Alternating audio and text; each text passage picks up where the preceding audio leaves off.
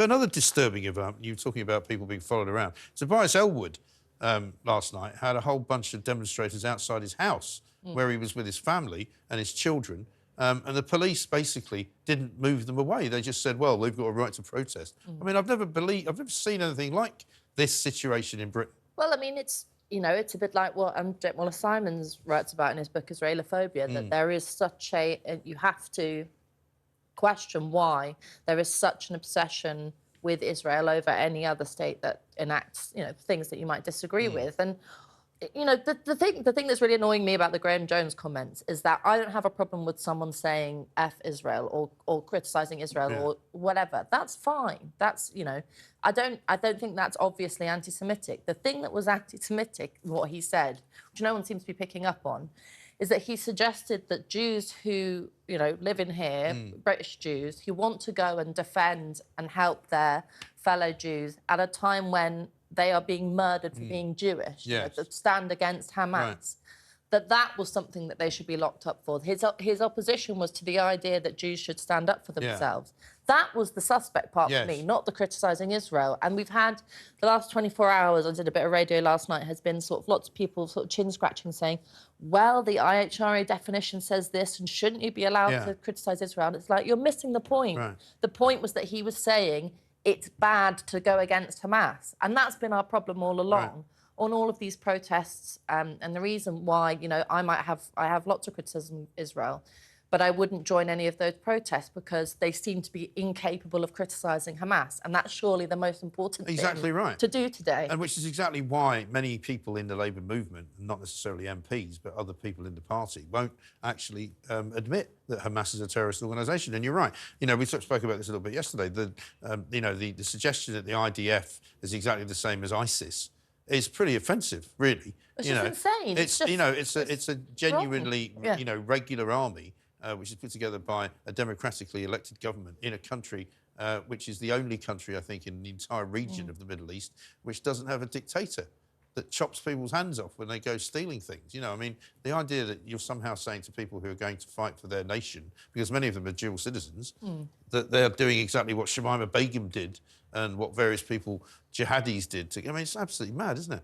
This war in Gaza, I think, has really shown an ugly face of many people in Britain. There are so many extremists here who are anti-Semitic, who are thugs, who are going around and intimidating MPs like Tobias Ellwood. Now, I don't like Tobias Ellwood for his politics generally. I think he's a pretty wet Tory MP. But you wouldn't turn up at his house, would you? But I wouldn't turn up at his house intimidating him and his children and his family. And the woman who did that, it turns out, was a Labour candidate in that constituency. So it's not somebody who is just a run-of-the-mill sort of thug with a Palestinian scarf and a face mask on. It's somebody who was selected as the party candidate to fight the Bournemouth election, a woman called Corrie Drew. You know, it also seems there's a real double standard towards people who are supporting Hamas, which is a terrorist organisation, and those who make offensive comments online. So you saw recently these people who were wearing those pro-Hamas badges.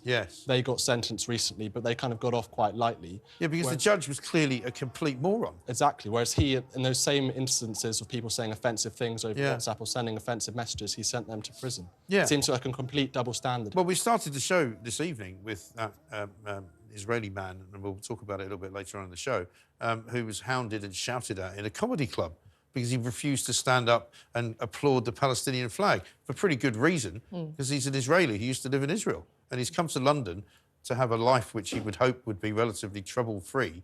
But he actually said to me, you know, I'm so used to having anti-Semitic bullying in the past 4 months, since October the 7th, that actually I wasn't that fazed by it. I mean, it's horrific. I think it's awful, and I think what's shocking is we forget the history of this. You know, this started in 1917. It has its roots in colonialism. The British government essentially giving Zionists, who made up 10% of the population, free rein, and that has caused strife that is bowled over into each generation. And unfortunately, now it's a device that is used by our government in order to garner votes. But I don't think the historical conversation is helpful to anybody in this day and age, because, you know, I used to do an overnight radio show many years ago on talkSPORT, and in the end we stopped talking about Israel and Palestine because you never get anywhere. And I don't know whether this particular incarnation of the argument and the war is going to make any difference to that. You might be right, you know. I do think history is important to talk about, because the problem that lots of people, the mistake that lots of people make, I think, is they're still talking in terms of as if it was the 60s and 70s and the PLO was around and the political scene in Palestine was very different. It was about liberation. It was, you know, to a great extent about sovereignty. It wasn't what Hamas is about. Hamas has, one, got no interest in democracy, obviously, got no interest in Palestinian sovereignty, has in its covenant, like ISIS, a kind of death cultish kind of... Destruction of Israel. Destruction of Israel and destruction of the Jews. So it's so different from the original argument. But so that, I think it's then worth saying to people, you know, you have to understand what has changed throughout the history of that region. And obviously, you know, the Middle East at large, Western intervention, all the rest of it has caused a horrendous problem. But it's almost, I think there's a lot of people who, you know, fellow sort of lefties who I understand why they have such strongly held views on Israel, and in relation to, you know, colonialism or whatever, that was related to that time in the 60s and 70s. But what they can't do is manage to shift with the times and readjust their opinions in relation to Hamas. Because whatever I thought about that region previously, there's a red line, very clear red line post 7th of October, which is, are you siding with people who weaponise rape, brutalise, murder, all the rest of it? And they are. Or are you with them or against them? Well, they're with them. That's the problem. You know, and I was around during the Six-Day War and during all of the hijackings that Yasser Arafat organised for the PLO when they were flying planes backwards and forwards, when they were blowing up, you know, places all over the Middle East. And there were no marches in Britain. There were no streets filled with people shouting, you know, from the river to the sea. They weren't here then. And that's part of the problem as well. That a lot of the people who are taking part in these kinds of activities are people who have recently... Look at one of the women who was wearing the parachute has come here from Gaza. You know, she came here to study. She's a sort of a radical feminist author of some kind. And she is now, you know, wearing a Hamas sort of badge of honour, if you like.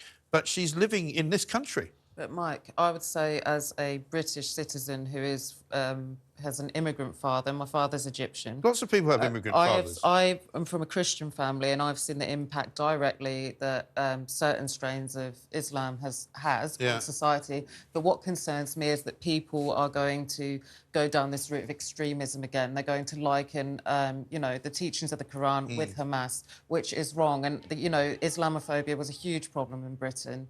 And whether it's anti-Semitism or Islamophobia, I think these are issues... Well, nobody's ever attacked any Muslim people walking down the street. Nobody's ever thrown any Muslims out of comedy clubs. I'm sorry. Islamophobia, I'm sure, does exist in some areas. But it doesn't exist in the way that anti-Semitism is now. No, this is a different... But what is concerning is extremism in any form will be an issue, I think, for the British public. But my point is this is now a daily episode, and people are having to see anti-Semitism in action every single day, whether it's in a comedy club, whether it's on a street. We've got some footage that we're going to show you later on in the show of a man in Scotland being told by a police officer to put away the Star of David that he's wearing because it might cause him a problem at a Palestinian march. But, Mike, I think that's where we are. You make a really good point, is that in the 1960s and before kind of mass immigration, multiculturalism, before that happened to Britain, we didn't have these huge issues of debating foreign countries, wars in foreign countries, because we didn't have huge amounts of ethnic populations from those countries. And as I said earlier, this is so odd to me. It seems so utterly surreal that this by-election in Rochdale, traditionally an English town, is now dominated by George Galloway, who launched his campaign next to a Palestinian flag, and he's calling himself Gaza George Galloway. That's completely bizarre to me, and that's not a normal situation. It really isn't a normal situation, but we'll be talking about this, I'm sure, for quite a long time to come.